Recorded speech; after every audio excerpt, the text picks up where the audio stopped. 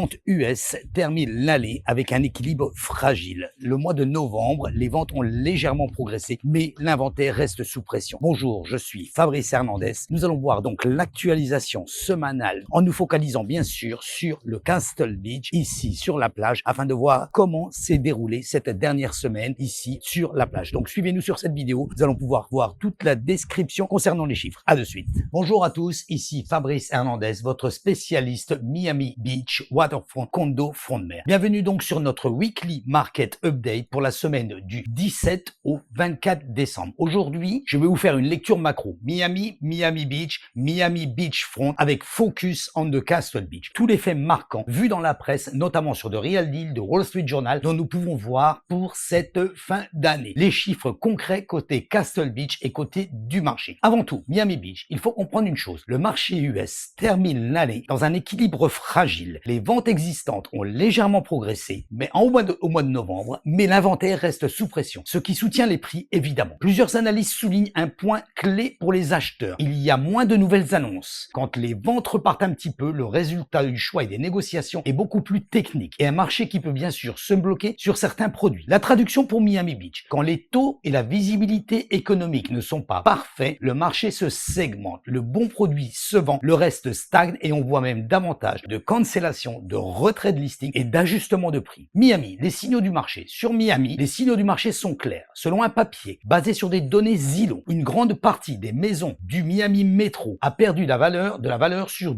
les 12 derniers mois. Ce qui renforce bien sûr l'idée du marché du buyer driven, c'est-à-dire que ce sont les bailleurs qui dirigent, contrairement à ce qui s'est passé en 2021-2022. Dans la presse locale business, on voit aussi que les délais de vente restent étirés, environ une centaine de jours selon certaines métriques récentes, et voire d'autant plus, nous allons le voir d'ailleurs, sur ce report, ce qui est en cohérence sur le marché plus sélectif. Miami Herald nous le signale également. Donc vous voyez que toutes les revues d'advertising de la publicité qui est sur le real estate nous le signale. Miami reste attractif, mais la mécanique 2025, c'est la sélectivité et la discipline sur les prix. Nous ne pouvons pas, je le répète assez souvent, vendre un appartement à 100 $ quand il vaut 1 $. Le luxe est en haut du panier. Le signal de Wall Street Journal, pendant que le marché devient plus sélectif sur le milieu de gamme, le très haut de gamme, lui, continue d'envoyer des signaux très puissants. Exemple marquant, le Wall Street Journal rapporte l'achat d'un penthouse de 86 millions de dollars Surfside, présenté comme le record du prix condo dans Miami-Dade. Quand on nous signale que les condos subissent une crise, disons, entre guillemets, entre les charges et les special assessments, nous voyons bien réellement que ce n'est pas la vérité du marché. The Wall Street Journal, ce que nous dit le capital ultra high net worth est toujours là, c'est-à-dire le capital des gros investisseurs. Les acheteurs premium achètent le trophée et la rareté. Mais ce segment ne tire pas forcément tout le reste du marché. Il coexiste avec un marché plus négocié sur d'autres immeubles. Le développement, c'est-à-dire la nouvelle construction. Voyons voir un petit peu le pipeline. Donc, The Real Deal, côté développement, nous a publié une info très intéressante. Le duo de développeurs prévoit un projet qui s'appelle The Morning, un projet Bayfront Morningside, 17 unités avec un ticket de développement annoncé autour de 150 millions de dollars et une ambition justement d'un prix de 2500 $ le square feet en moyenne. De Real Deal, comme nous voyons cette analyse que nous faisons sur le marché dans un premier temps, et je vais vous positionner sur le Castle Beach derrière ça. Pourquoi je vous parle de ça,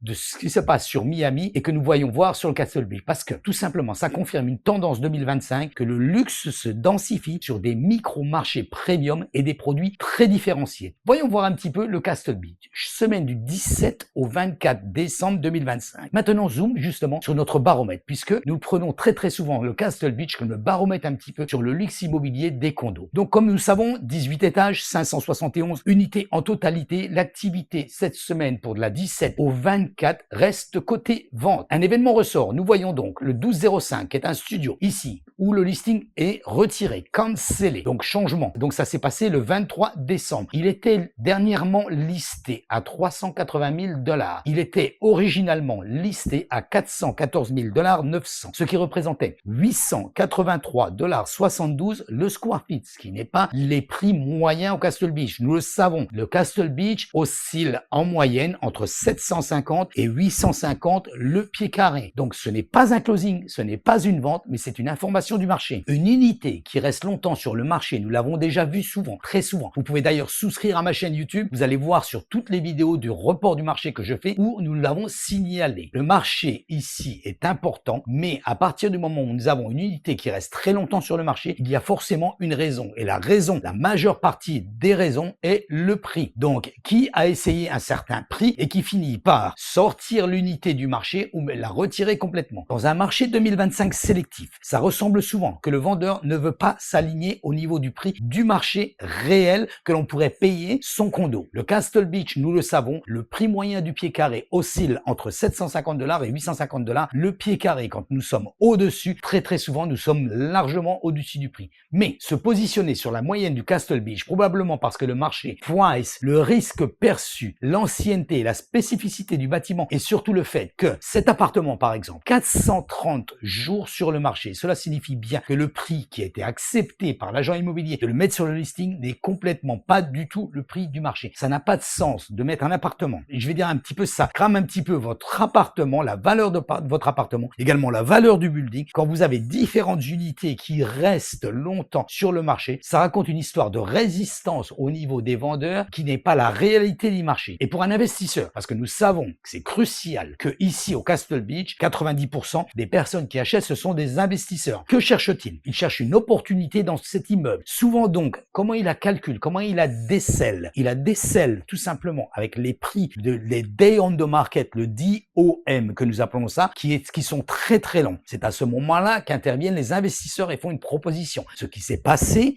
bien sûr, avec les 2 derniers mois, quand vous avez vu des propriétés qui se sont vendues au Castle Beach largement en dessous du prix moyen du square feet, où nous étions, et oui, étonnement, 230 000 $, 240 000 $ pour une unité complète. Pourquoi? Parce que ce phénomène des jours sur le marché, bien sûr, a fatigué les vendeurs et au final laisse au prix en dessous du marché, ce qui n'est complètement pas logique. La conclusion, ici, nous voyons donc un marché US où l'offre reste à ce sujet, mais l'acheteur redevient exigeant. Évidemment, pourquoi? Pour la tendance du marché. Donc vendeur, si vous voulez vendre votre appartement, mettez-le plutôt à un prix normal au niveau du marché et pas on va essayer. C'est beaucoup de fois, beaucoup de moments où j'entends cette parole, on va essayer, ce qui n'est pas du tout. Aujourd'hui, nous avons des outils complètement exceptionnels. Nous avons des professionnels tels que moi où je peux vous conseiller et vous donner la possibilité de pouvoir lister votre appartement afin de le vendre le plus rapidement possible s'il est bien sûr au prix du marché avec la tendance que nous avons par rapport à justement l'offre et la demande. N'hésitez pas, contactez-nous à ce sujet. Nous pouvons vous donner une analyse financière complètement gratuite. Cliquez sur ma chaîne YouTube, abonnez-vous. Vous pouvez recevoir directement une notification chaque fois que je mets une vidéo en ligne afin de pouvoir vous donner une tendance que donne le marché aujourd'hui. Merci, je vous dis à la semaine prochaine. Je vous souhaite un joyeux Noël et à très bientôt.